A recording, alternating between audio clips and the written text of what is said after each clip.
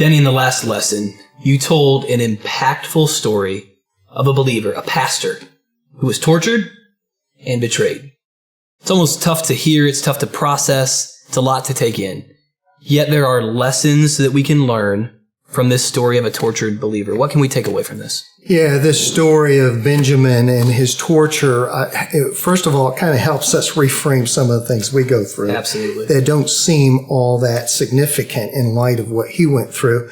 But something that's really important is in a lot of surveys of pastors now, of whether it has 5 or 10 or 15 things that they tend to confront in their ministry, being betrayed always ranks in the top 3. Burnout's at the top, and 2 and 3 are interchangeable.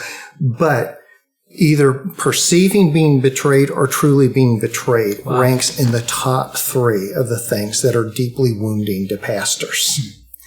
And the first point I'd want to make, it's not if, but when it happens, it will happen to you. If you're in ministry long enough, you will sense that somebody has betrayed you. And the second point is this: don't be surprised at who betrays you. In the last video about Benjamin, the verse he quoted to me was by King David. He says, "If an enemy were insulting me, I could endure it. If a foe were rising up against me, I could hide. But as you, a man like myself, my companion, my close friend, with whom I once enjoyed sweet fellowship in the house of God as we walked about among the worshipers." Very few things are more painful than betrayal for the pastor.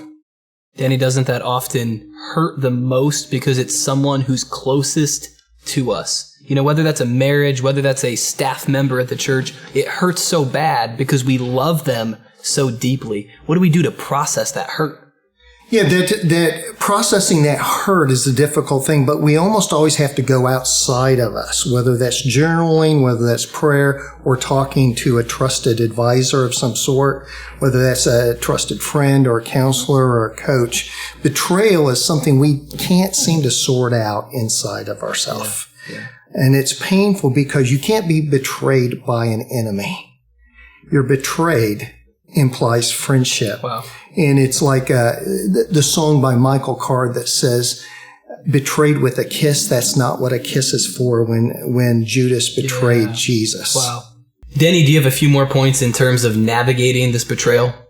Yeah, the third point is this, and this is difficult to say to people who are betrayed, but you need to hear it when you're not in the middle of a betrayal, and that is self-pity has no place in betrayal. Self-pity will erode your character. That's really good. It'll erode your reputation. It will create a defensiveness that doesn't need to be there. You need to accept the fact that betrayal will happen. Wow. When you're serving the Lord. It happened to Jesus. It happened to King David. Apostle Paul even rejected John Mark for a season. And so even very godly people sometimes will betray you and turn on you. Danny, anything else as we're navigating this topic? Yes, I think the last point I want to say is there's ministry after betrayal. In fact, I would say this: you may have more effective and fruitful ministry after feeling the dark, deep pain of betrayal. Apostle Paul says this: the gifts and call are irrevocable. Wow, yes. You can quit your mission, but you don't get out of your call. Yes. And so stay with it. And I really highly recommend, if you're betrayed and you feel like quitting, wait 120 days, wait 4 months. You can always quit later. But if you resign your position in the midst of a betrayal, you may later regret it. But there's always ministry after betrayal. Wow, Denny, that's so good. Pastor, you are called. You are chosen by God to feed the flock, to lead the sheep. Don't give up on your calling. Ministry looks different in different seasons, but be led by the Spirit of God and fulfill your calling.